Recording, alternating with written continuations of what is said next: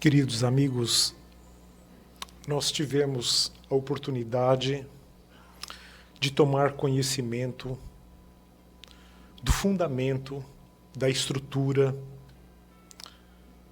das linhas de base que constituem a escola espiritual da Rosa Cruz Áurea.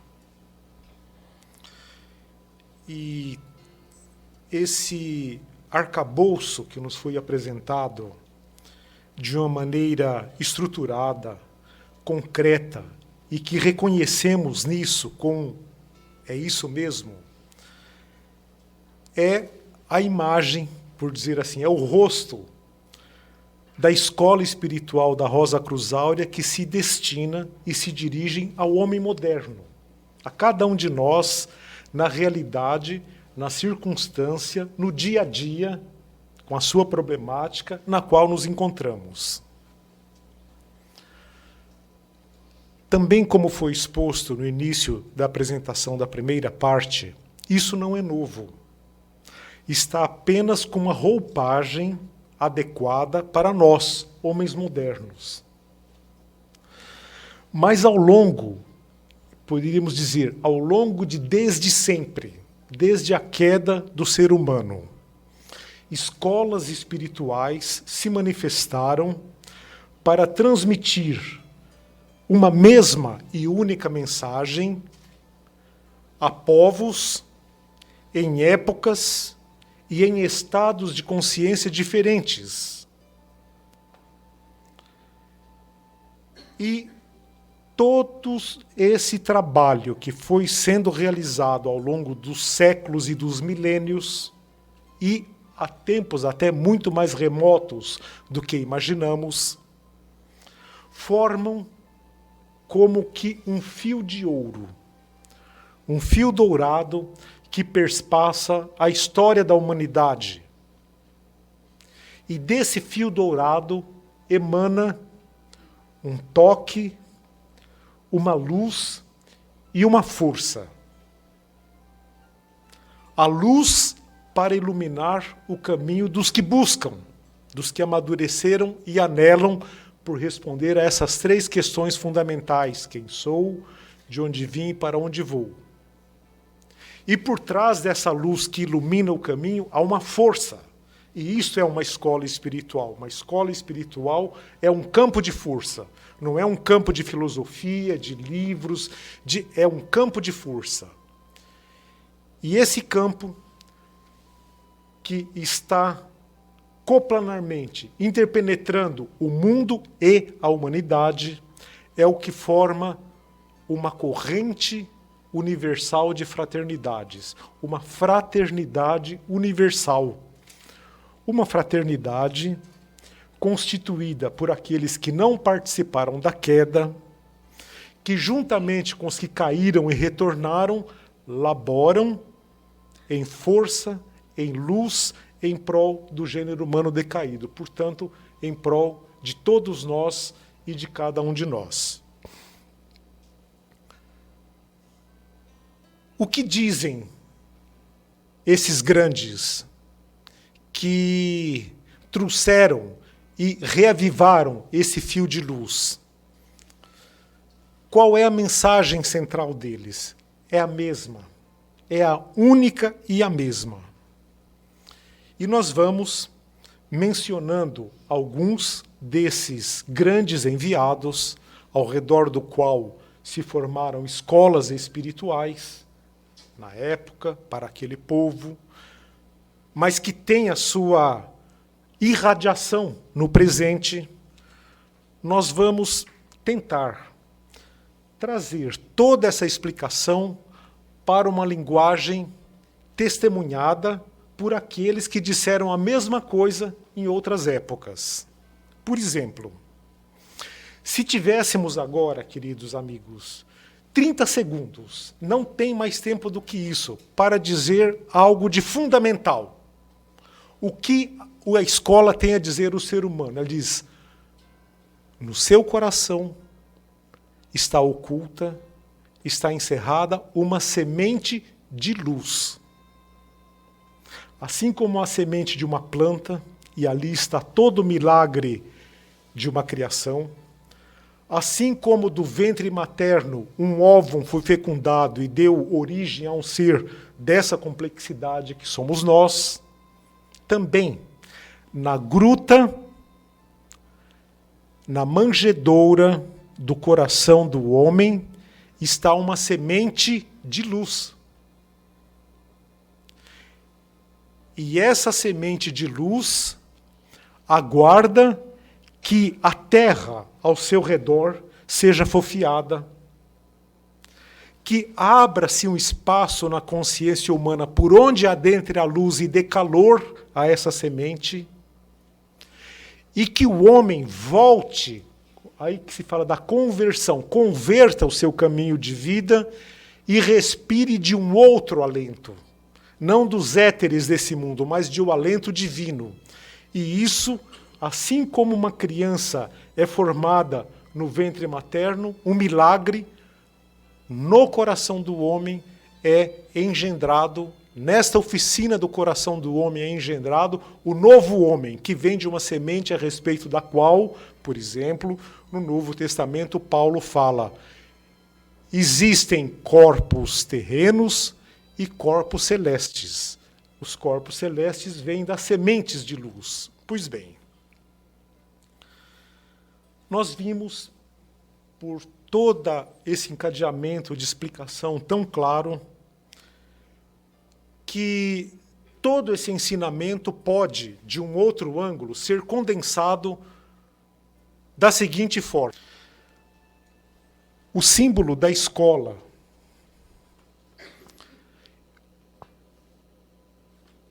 traz em si a totalidade completa do trabalho da escola espiritual. E ele pode ser colocado, este trabalho, também num triângulo equilátero,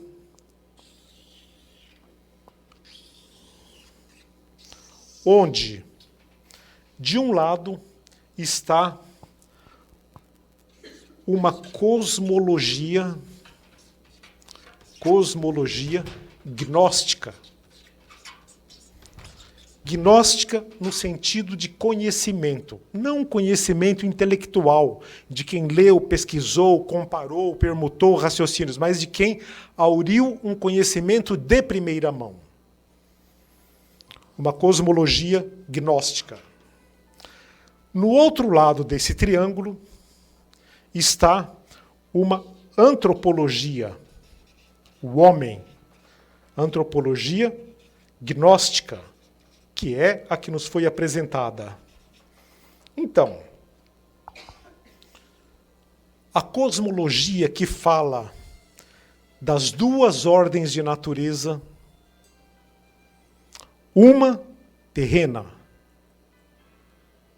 uma, como diz Jacobeme, apartada do espírito, com duas metades, o aquém, palpável, e o além.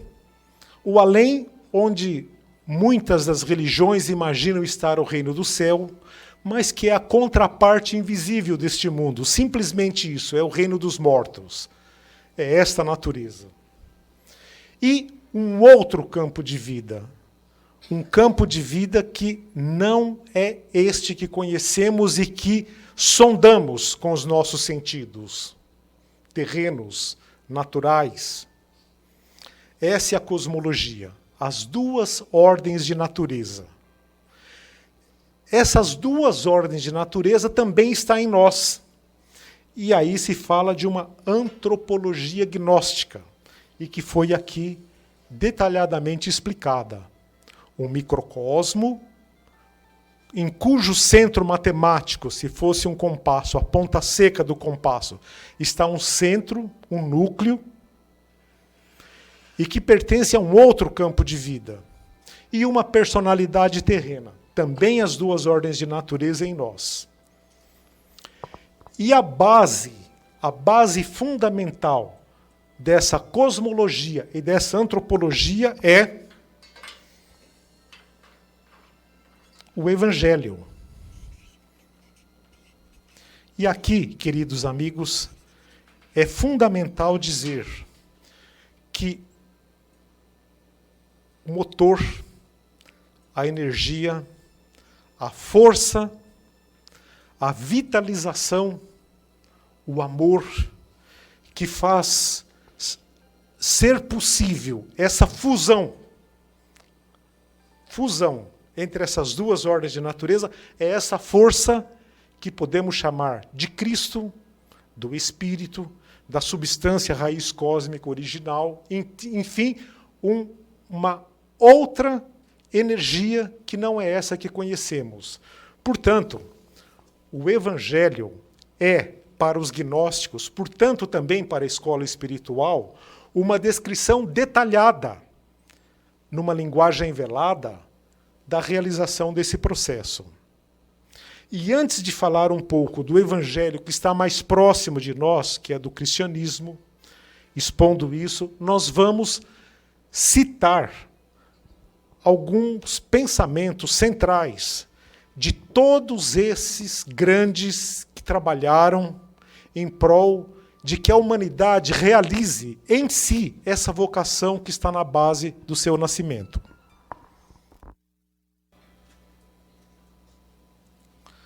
Trinta segundos para dizer ao homem o que há de mais importante. Dentro de você, irmão, irmã, há uma semente de luz, esperando para que você responda a esse seu chamado. E percebemos a irradiação dessa semente de luz, algo como um desconforto, um descontentamento, um não encaixar desse caminhar que vai do berço ao túmulo, o espinho na carne, que possamos estar nas melhores condições, mas falta algo. Falta um indefinível. Falta algo que não pode ser explicado. Falta algo que não dá para ser compreendido a não ser por aqueles que também sentem isso. E isso decorre do que chamamos do átomo centelha do espírito, deste ponto central do microcosmo. É uma pré-memória, uma pré-reminiscência, uma pré-lembrança de uma outra realidade de vida real, não filosófica, não livresca, real, que é possível de ser realizada nessa condição moderna em que nos encontramos. E como tantos grandes testificam disso? Por exemplo, vamos tomar o que talvez seja para a nossa civilização do cristianismo a raiz, que é Hermes Trismegistus. E quando se fala, amigos, dessa semente, dessa realidade, é muito simples. É que nós acabamos ficando fãs de coisas complexas, de coisas difíceis, mas que a essência está ali, só ela, para ser olhada, para encontrar um ouvido que possa ouvir essa voz, ou para encontrar um órgão de respiração que possa, como diz poeticamente os Rosa Cruz, sorver esse perfume da rosa que emana do protoátomo. Diz-nos o seguinte Hermes Trismegisto, endereçando a consciência do ser humano para esse ponto central. Procura, ó alma, obter conhecimento de todas as coisas. E não acredites que uma só coisa que procuras esteja fora de ti. Não. Tudo que existe está em ti, ao teu alcance. Acautela-te, pois, com o erro de procurares fora as coisas que estão em ti. As coisas cujo conhecimento deves adquirir existem eterna e incessantemente, e nenhuma delas existe fora de ti mesmo. O que existe fora de ti mesmo são as coisas que desde o princípio foram separadas de ti, isto é, aquelas que adquirem diferentes propriedades e dessa forma são incorporadas ao processo do desabrochar, florescer e fenecer. E continua Hermes Trismegisto. Retorna,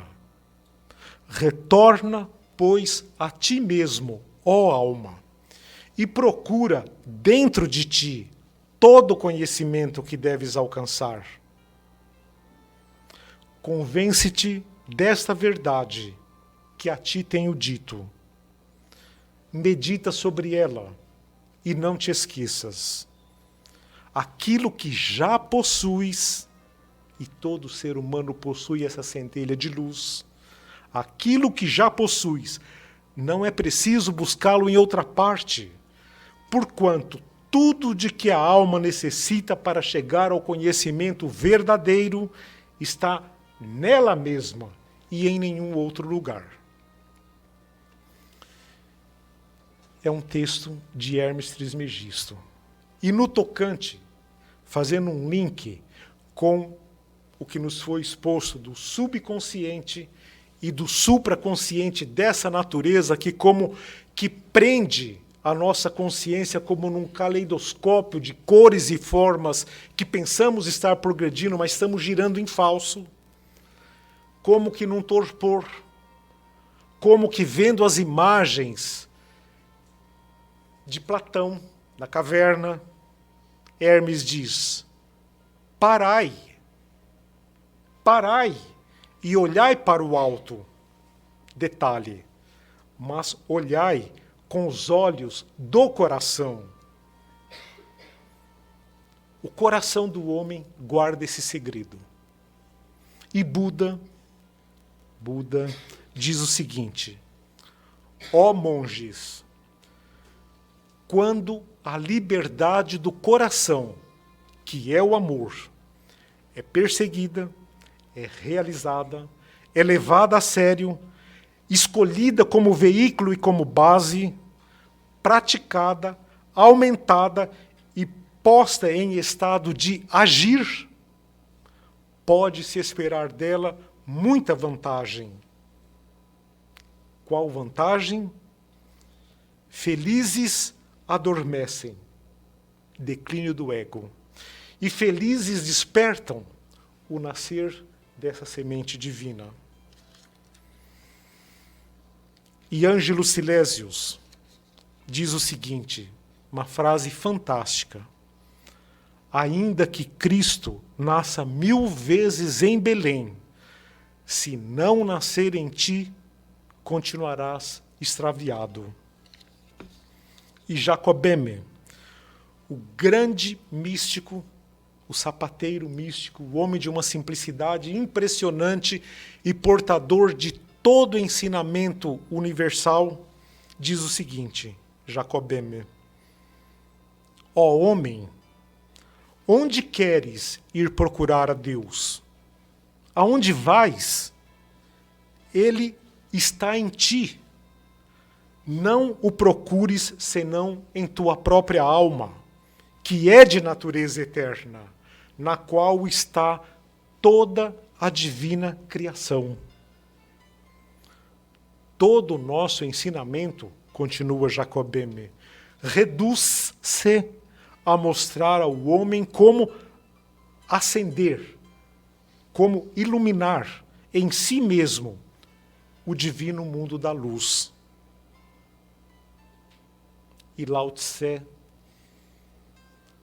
a grande luz da antiguidade, China, fala ao dizer desse incompreensível outro, ao dizer dessa divindade, deste que não pode ser apanhado por mãos humanas, que não pode ser apreendido por mente humana. Ele se refere a esse outro como sendo o tal. E diz a respeito desse outro tal: para alcançá-lo é preciso não ser, é preciso não agir. É o render-se à vontade do tal. E quando, continua Lao Tse, quando decidimos procurá-lo, encontramo-lo em nós mesmos. E os males dos homens são devido à sua negligência em cuidar dos seus próprios campos, atarefando-se, no entanto, com o cuidado dos campos alheios. Aquele que conhece os homens é prevenido, mas aquele que conhece a si mesmo é realmente esclarecido. Aquele que vence os homens é forte, mas aquele que vence a si mesmo é realmente poderoso. E, amigos, nessa mesma linha, no cristianismo, no evangelho cristão, talvez do qual estamos mais próximos, é indicada essa realidade interior que é o ponto central do trabalho das escolas espirituais. Quando é dito, vede, o reino está em vós, mais perto e próximo do que mãos e pés, pois vós sois o templo do Espírito Santo.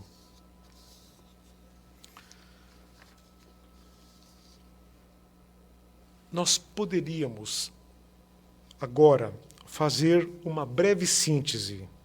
Eu não sei como está de tempo.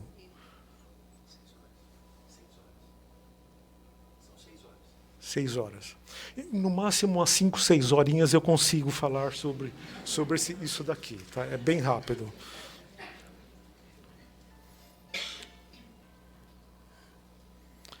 Essas coisas, amigos, se dirigem a homens amadurecidos. E o que é que traz um amadurecimento? Experiência, vivência. Experiência que vê essa dualidade bem e mal, positivo e negativo, quente e frio, essa dialética, essa moeda de duas faces.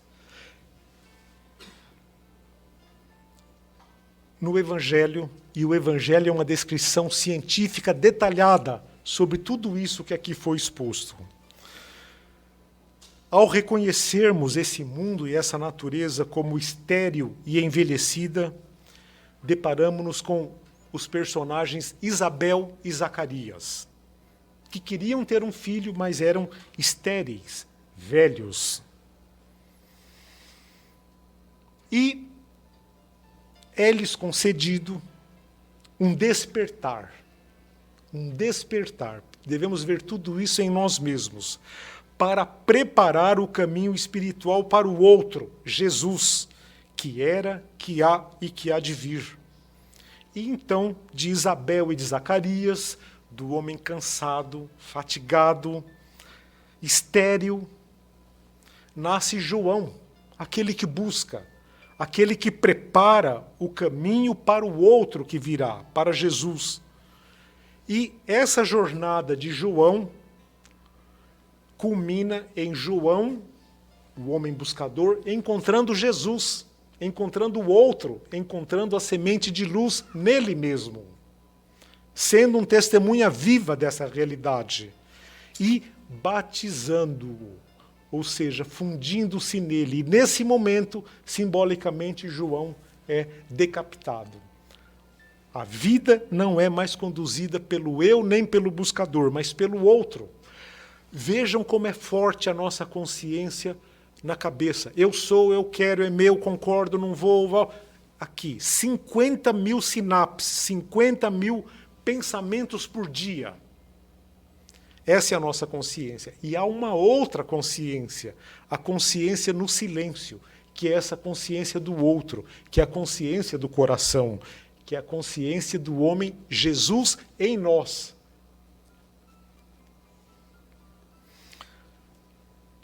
Paralelamente ao nascimento de João, um outro casal, José e Maria, tem um filho, Jesus. Só que esse filho não é concebido por José, é concebido, como diz o Evangelho, por obra do Espírito Santo. José, o carpinteiro místico, cabeça, e Maria, coração. Maria, mare, substância original, substância raiz cósmica.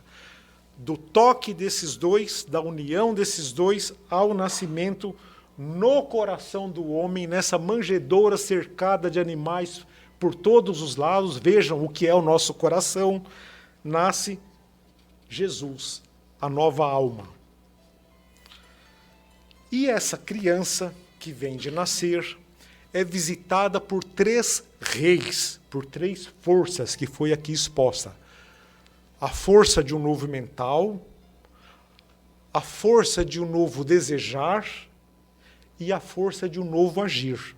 Os 3 reis magos, orientados pela estrela de Belém, estrela de 5 pontas, símbolo da nova alma. Só que quando começa esse processo vivo em nós somos um laboratório desse processo. Quando esse processo começa, e ele é para valer, não é só mental, intelectual, Herodes, o ser dessa natureza, o reino do nosso sistema humano, o rei eu, se revolta contra o nascimento dessa criança, porque ele sabe que esse processo, tendo prosseguimento, ele será destronado. E esse outro Jesus ascenderá ao trono.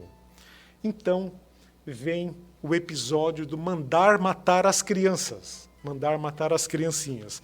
E qual é a atitude do aluno de uma escola espiritual entre essa luta, entre as forças dessa natureza e a força do ser divino no seu coração que não luta? É a atitude inteligente de José, cabeça, e de Maria, coração, de não lutar, de fugir para o deserto, não lutar, não reagir. O menino Jesus começa a realizar sua missão, e os sábios desse mundo se maravilham, pois a sabedoria dos homens, como é dito, é loucura perante Deus.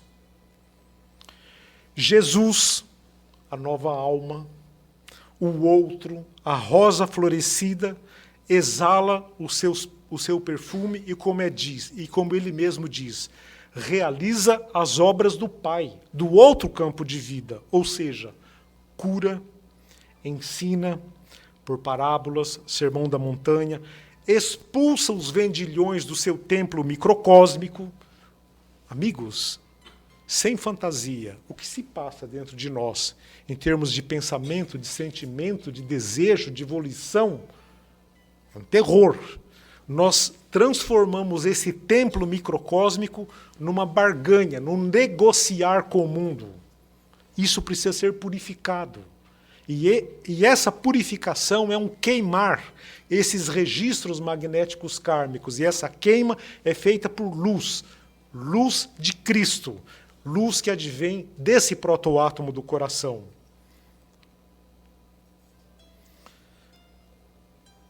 E segue a sua jornada, para sermos mais sucintos.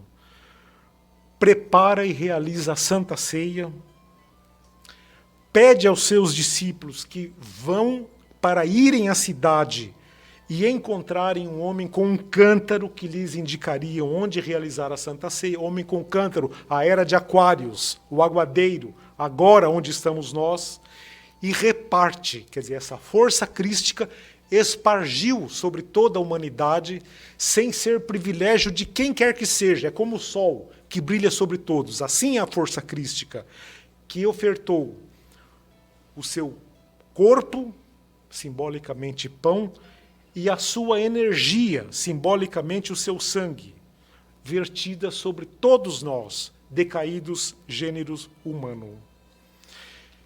E o caminho prossegue de Belém ao Gólgota, do coração à cabeça, ou seja, no coração, nessa semente divina, há uma força, há uma Kundalini, a Kundalini do coração, que sobe e toca a cabeça. E ali ela é crucificada, ou seja, é crucificada entre dois ladrões, o bom ladrão e o mau ladrão, ou seja, o bem e o mal dessa natureza. Essa dualidade é sepultada, morre, acaba.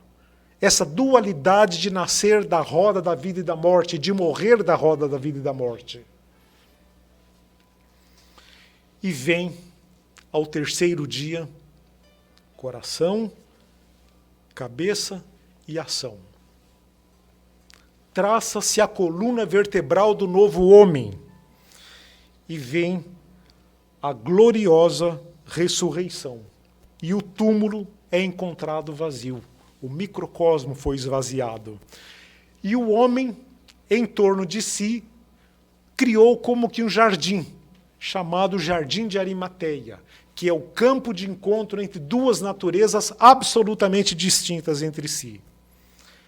E segue a subida ao Pai, o que os Rosa Cruzes clássicos chamavam o casamento alquímico, ou que a Bíblia fala da parábola do filho pródigo, do retorno ao outro campo de vida.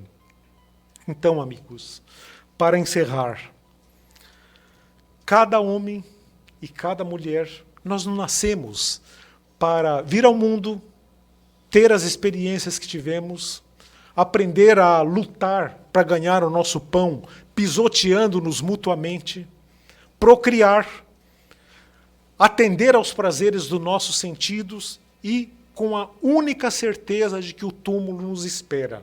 Homem és pó e ao pó voltarás. Há um propósito de luz, um propósito cósmico na base da criação do homem. E para isso, cada um de nós, cada homem e cada mulher, não importa em que estado de consciência ele está, ele possui essa nobreza, ele porta em si essa semente de luz. Desde que ele venha a ter um conhecimento, ser tocado dessa sua nobreza original divina. E isso é o grande talento que ele recebeu e que não deve ser enterrado, deve ser desenterrada do coração do homem essa semente de luz. E como diz Jesus o Senhor, fareis coisas maiores do que essa, pois sois o templo do Espírito Santo, sois o portador do reino de Deus em si, sois uma oficina viva desse processo da grande mudança que está na base daqueles que já não se contentam em caminhar do berço ao túmulo, mas que querem buscar, encontrar em si mesmos, sem um mestre, sem um guru, sem quem quer que seja que tenha que se interpor entre si mesmo e a divindade, o homem não precisa de nenhum intermediário, e dar assim uma conversão, uma transformação e uma transfiguração à sua vida. Era essa a segunda parte de nossa apresentação, e agora nós nos colocamos à disposição. Se algum dos amigos tiver uma pergunta, uma colocação para ser feita, nós procuraremos com a maior boa vontade e, naturalmente, respeitadas as nossas limitações, responder aquilo que nos for colocado. A palavra está com os amigos, fiquem à vontade.